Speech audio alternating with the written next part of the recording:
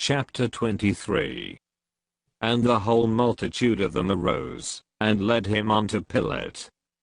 And they began to accuse him, saying, We found this fellow perverting the nation, and forbidding to give tribute to Caesar, saying that he himself is Christ a king. And Pilate asked him, saying, Art thou the king of the Jews? And he answered him and said, Thou sayest it. Then said Pilate to the chief priests, and to the people, I find no fault in this man.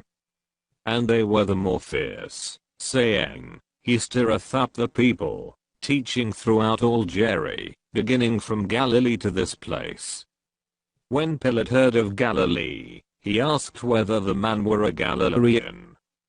And as soon as he knew that he belonged unto Herod's jurisdiction, he sent him to Herod, who himself also was at Jerusalem at that time.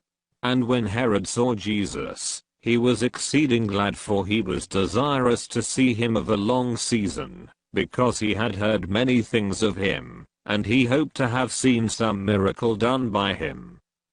Then he questioned with him in many words, but he answered him nothing. And the chief priests and scribes stood, and vehemently accused him. And Herod with his men of war set him at naught, and mocked him, and arrayed him in a gorgeous robe, and sent him again to Pilate. And the same day Pilate and Herod were made friends together, for before they were at enmity between themselves. And Pilate, when he had called together the chief priests and the rulers and the people, said unto them, Ye have brought this man unto me, as one that perverteth the people, and, behold, I, having examined him before you, have found no fault in this man touching those things whereof ye accuse him. No, nor yet Herod, for I sent you to him, and, lo, nothing worthy of death is done unto him.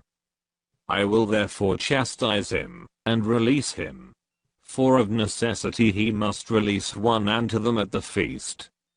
And they cried out all at once, saying, Away with this man, and release unto us Barabbas, who for a certain sedition made in the city, and for murder, was cast into prison. Pilate therefore, willing to release Jesus, spake again to them. But they cried, saying, Crucify him, crucify him. And he said unto them the third time, Why, what evil hath he done?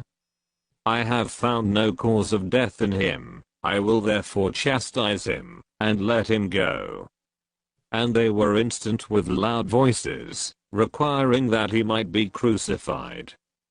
And the voices of them, and of the chief priests prevailed.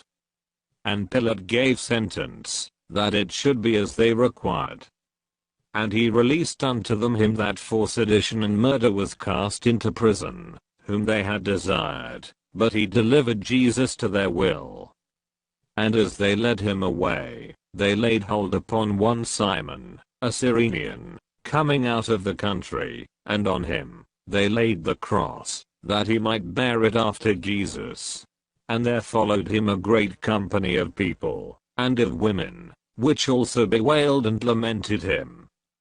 But Jesus turning unto them said, Daughters of Jerusalem, weep not for me, but weep for yourselves, and for your children. For, behold, the days are coming, in the which they shall say, Blessed are the barren, and the wombs that never bare, and the paps which never gave suck. Then shall they begin to say to the mountains, Fall on us, and to the hills, Cover us. For if they do these things in a green tree, what shall be done in the dry? And there were also 2 other malefactors, led with him to be put to death. And when they were come to the place, which is called Calvary, there they crucified him, and the malefactors, one on the right hand, and the other on the left. Then said Jesus, Father, forgive them, for they know not what they do. And they parted his raiment, and cast lots. And the people stood beholding. And the rulers also with them derided him, saying, He saved others, let him save himself, if he be Christ, the chosen of God. And the soldiers also mocked him, coming to him, and offering him vinegar, and saying, If thou be the King of the Jews, save thyself. And a superscription also was written over him in letters of Greek, and Latin, and Hebrew, This is the King of the Jews.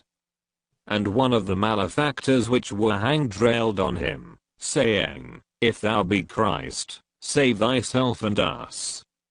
But the other answering rebuked him, saying, Dost not thou fear God, seeing thou art in the same condemnation? And we indeed justly, for we receive the due reward of our deeds, but this man hath done nothing amiss. And he said unto Jesus, Lord, remember me when thou comest into thy kingdom. And Jesus said unto him, Verily I say unto thee, today shalt thou be with me in paradise. And it was about the 6th hour, and there was a darkness over all the earth until the 9th hour. And the sun was darkened, and the veil of the temple was rent in the midst. And when Jesus had cried with a loud voice, he said, Father, into thy hands I commend my spirit. And having said thus, he gave up the ghost. Now when the centurion saw what was done, he glorified God, saying, Certainly this was a righteous man. And all the people, that came together to that sight, beholding the things which were done, smote their breasts, and returned. And all his acquaintance, and the women, that followed him from Galilee, stood afar off, beholding these things. And, behold, there was a man named Joseph, a counselor, and he was a good man, and a just. The same had not consented to the counsel and deed of them. He was of Arimathea, a city of the Jews, who also himself waited for the kingdom of God. This man went unto Pilate, and begged the body of Jesus. And he took it down, and wrapped it in linen, and laid it in a sepulchre, that was hewn in stone, wherein never man before was laid. And that day was the preparation, and the Sabbath drew on. And the women also, which came with him from Galilee, followed after, and beheld the sepulchre, and how his body was laid. And they returned, and prepared spices and ointments, and rested the Sabbath day according to the commandment,